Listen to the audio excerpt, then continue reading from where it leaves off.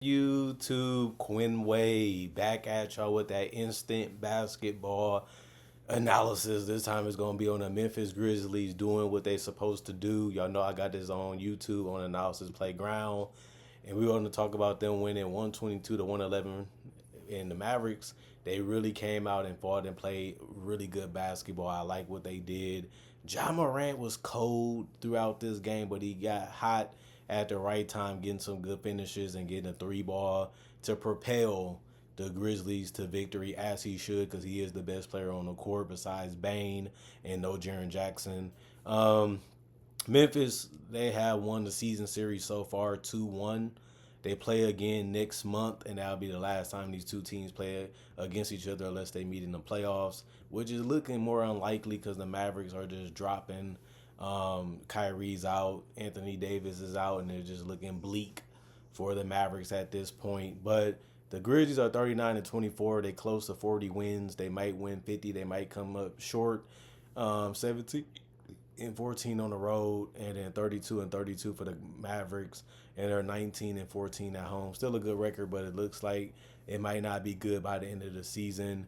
Dallas did win 31 to 22 by the end of the first quarter, and Memphis won the second quarter 28 to 22. Dallas bounced back and won the third quarter 41 to 39, and then the fourth quarter 33 to 17 run to end the fourth quarter in favor of the Memphis Grizzlies was the main reason why they was able to win, and that late surge allowed them to win this game by double figures because the game was a lot closer than the score shows. It just happens to be that way sometimes when teams catch fire or guys get their head bigger and their confidence level will go to another level. And Ja Morant was getting comfortable shots, and he seemed like he wanted to prove something by the end of the game. And he finished with 31, which was good to see. Santi Adama played 21 minutes. He was 3 of 6 from the field, 0 1 from 3. He did have 6 points, 5 rebounds, one of was offensive, and 3 assists, 1 turnover, 3 personal foul. He was a plus 11 and plus minus. Didn't really do that much tonight, but he did keep the floor spaced out. He did rebound when he can. He kept the ball moving when he could too. Jalen Wells didn't do much either. He was 2 of 4 from the field. You thought he could have took more shots, and he had a lot of opportunities. Sometimes he even turned them down. Even when they was open, he finished 1 of 2 from 3. He actually had 5 rebounds too, but he just had 2 that was offensive, and he only had 1 assist and a block. 2 personal fouls, -3 and plus -5 points. And Zach Edey, 4 of 11 from the field for him. He didn't take no outside shots when it comes to threes. He didn't even get to the free throw line, and he missed a lot of shots right by the rim. That just can't happen if you're that big and you're that strong. You should be able to take advantage of your height. He just didn't do that enough tonight. But he had 8 points and 13 boards, and 10 of them was offensive. Just a massive number for him on the boards. 3 blocks also. That was a great game for him. Even though he didn't shoot the ball well, he only had 1 turnover. The problem was the 4 personal fouls, but he was also a +4 and plus minus. He still had a great game because of the rebounds. Like, it's hard to get 10 offensive rebounds, no matter how big you are, because you just don't know where the ball is going to bounce and how it's going to go. But for him to do that in 22 minutes and get blocks too, that's really good to see. Ja Morant was 13 of 29 from the field, 1 of 5 from 3. He was 4 of 5 from the free throw line. He grabbed 4 rebounds, 1 of those offensive. He also had 8 assists and 1 steal, 3 turnovers, 3 personal fouls. He was a +16 and plus minus.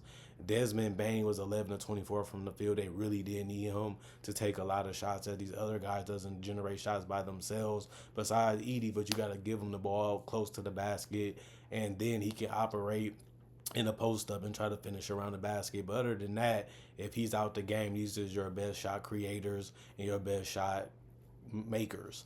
And he was 2 of 6 from 3, 3 of 3 from the free throw line. He did have 16 rebounds, which led the entire team. He had 6 assists, 3 steals, and 2 blocks, and 1 turnover. He also had the 4 personal fouls, but he was a +13 and plus minus, and he finished with 27 points. A great game for Desmond Bane, one of his better ones of the season, even though he wasn't that efficient, even though he wasn't bad either efficiency-wise either. Brandon Clark kept his floater game going and keeping it simple around the rim by finishing layups, 6 of 10 from the field for him, 5 of 6 from the free throw line, 8 rebounds, 2 was offensive, 2 assists, 4 blocks, which is just outstanding. 2 personal fouls, +7 and plus minus 17 points. GG Jackson You know he's gonna try to get buckets when he in the game. He was 2 of 4 from the field. Had a tough pull up jumper, but he ended up knocking down that three. So he finished 1 of 1, 2 rebounds, 1 block, 1 turnover. -6 and +/- 5 points. And Luke Kennard was 3 of 7 from the field, 1 of 3 from the 3 point line, 1 rebound, 3 assists, 2 steals, 1 block, two turnovers, no personal fouls. He was a +13 and ± with 7 points. And Vince Williams did the same thing. Let me just space the floor and knock down threes and just make the extra pass or defend and grab the rebounds that's in my way or near me. He was 4 of 6 from the field, 2 of 3 from the 3 point line, 2 of 2 from the free throw line, 4 boards. One of them was offensive, 1 assist, 1 steal, 1 personal foul, -3 and +/- 12 points. Him and Clark was the only 2 guys to get in double figures off the bench in any statistical category. He just did it with 12 points. Scottie Pippen Jr. played 14 minutes. He was 2 of 5 from the field, 2 rebounds, one of them was offensive, 4 assists, 2 steals, 2 turnovers, 1 personal foul, +3 and +/ 4 points. And the rest of the guys did not play. Coach's decision, even though they was healthy, and there was a lot of guys that didn't play. There was 50 of 106, 47% from the field, 8 of 21, 38% from three, which was good that they didn't try to take too many threes because they don't really have the greatest three-point shooters on their roster. 14 of 16, 87% from the free throw line, 18 offensive, 60 total, which is really good. 28 assists, 9 steals, 12 blocks, 11 turnovers, and 20 personal fouls. And then you look at the Dallas Mavericks. Najee Marshall really led them offensively, and he was just fearless taking shots. And he also was the only guy on the team that played 40 minutes. He was 10 of 23 from the field, 1 of 6 from three, 8 of 9 from the free throw line. He also grabbed 17 rebounds, which led everybody tonight on both teams. 6 of them was offensive, 2 assists, 2 steals, 2 turnovers, 3 personal fouls, -16 and ± 29 points. We knew that somebody had to have a big game, and the person that came out of nowhere and did it was Brandon Williams off the bench. He played 34 minutes. He was 10 of 15 from the field, 4 of 8 from three, 7 of 8 from the free throw line. He had 6 assists, 5 rebounds, 1 of them was offensive, and a steal, 2 turnovers, and 1 personal foul. He was a +5 and ± and 31 points for him. He was just out there wreaking havoc on the Memphis Grizzlies defense. They didn't have no answer for him, and he allowed himself to have his best game of his career. The only problem is they didn't win the game. Kessler Edwards played 29 minutes. He was 4 of 9 from the field, 3 of 4 from three, 2 of 2 from the free throw line, 3 rebounds, 1 of them was offensive, 3 assists, 2 steals, 1 block, 1 turnover, 2 personal fouls, +1 and ± with 13 points. Klay Thompson took the second most shots on the team. He was 6 of 19 from the field, which was bad. He was 3 of 9 from three. I guess you'll take that. But he did have 4 rebounds, 1 of those offensive, 1 assist, 3 blocks, 1 turnover, -9 and ± and 15 points. And then Dante Exum, 20 minutes, 1 of 6 from the field, 1 of 3 from the 3-point line, 2 rebounds, 1 of them was offensive, 1 assist, 2 personal fouls. He was a -19 and ± with 3 points. He really banked in a half-court buzzer beater, and that was really the only shot that he made, and he didn't get to the free throw line at all, like I said before. Max Christie, you wanted more out of him, too. He was 3 of 11 from the field, 2 of 5 from three, 5 rebounds, 1 of them was offensive, 3 assists, 1 steal, 1 block, 2 turnovers, 3 personal fouls, and a -17 and ±. The starters played okay. Like, they wasn't great. They didn't have a fantastic game. They ended up getting stuck a lot offensively, didn't know who to get the ball to. They rushed their shots. They rushed their threes. I feel like that's why they lost this game, too. The game was still close, and they were just throwing up threes as quick as they could to have an attempt. And you have to take better shots than that if you're really trying to win. Just chucking up a shot, even though you're a confident player, doesn't really mean anything. You have to take your best shot. And I feel like that's all they was just doing, just coming down, chucking up a couple threes. And the Grizzlies just used Ja Morant to take smart shots, and he was able to drain them until they tapped out. Unfortunately, like I said, Max Christie, 3 of 11 from the field, 2 of 5 from three, 5 rebounds, 1 of them was offensive, 3 assists, 1 steal, 1 block, 2 turnovers, 3 personal fouls. He was a -17 and ± with 8 points. And Caleb Martin was 14 minutes, 1 of 1 from the field, 4 rebounds, 3 assists, 1 steal, 1 block, 1 turnover, +8 and ± 2 points. Dwight Powell played 8 minutes. He grabbed 2 rebounds, 1 assist, no points, 1 turnover, 2 personal fouls. And Spencer Dinwiddie thought he'd have a big night. He had some quality looks and some forced shots too, but he finished 2 of 12 from the field and 1 of 6 from three. He made most of his points at the free throw line where he went 5 of 5. He also was able to get 3 rebounds and 4 assists in a block. Then he finished with 2 turnovers. The good thing about him, he had no personal fouls in 32 minutes, but he was a -8 and plus minus, and he did get in double figures with 10 points, but it wasn't enough. The Mavericks shot 37 of 96, 38% from the field, 15 of 41, 36% from three, 22 of 24, 91% from the free throw line. They did get 11 rebounds. They only had 45 though, so they got rebounded by a large margin tonight. 24 assists, 7 steals, 7 blocks, 12 turnovers, and 13 personal foul. Was an interesting game for majority of it.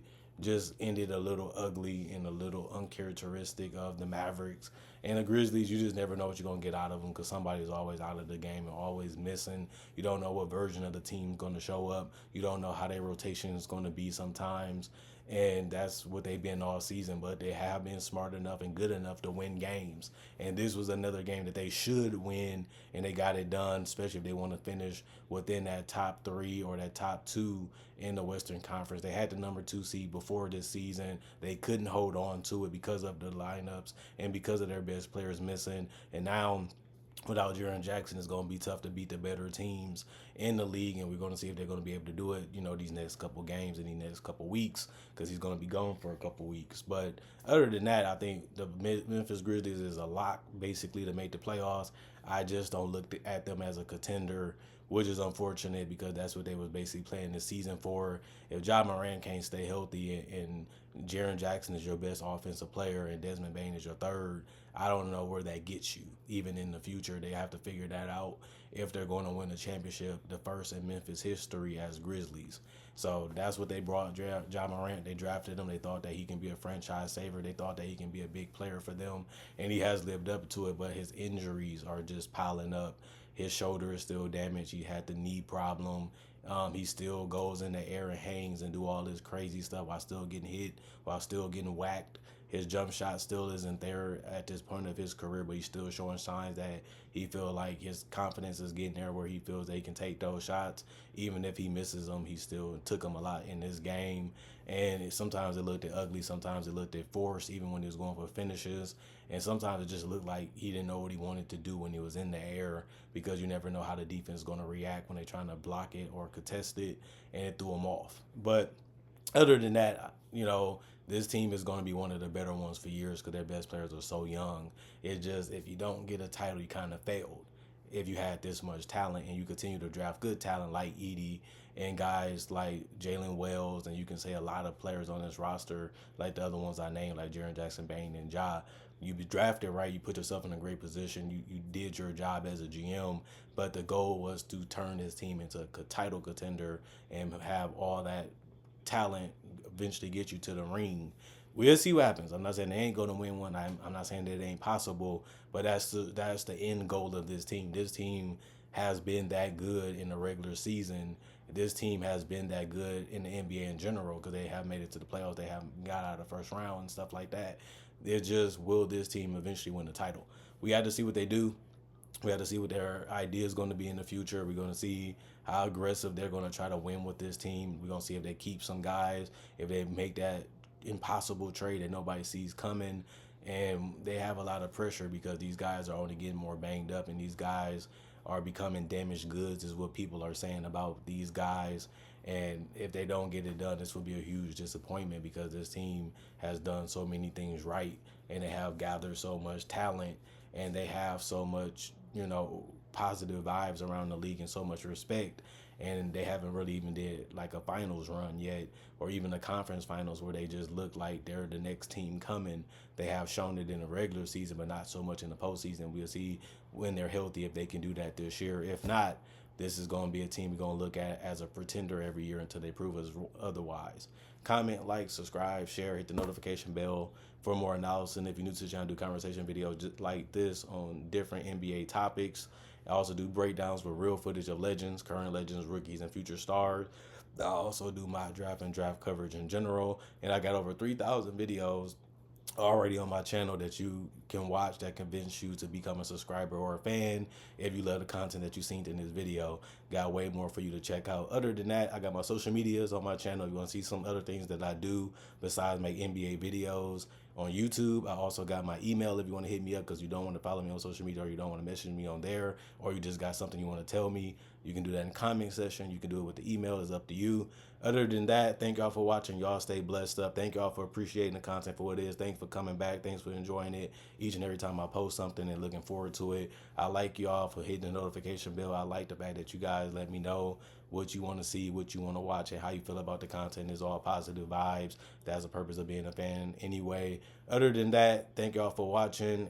Let's make 2025 better than 2015, which was a huge year for this channel, and I'm a pioneer for NBA only content on YouTube, especially as a channel, and it has been successful for me, and I want you guys to try it to see if you like it too. Other than that, I'm going for now. Peace. See you guys later, hopefully.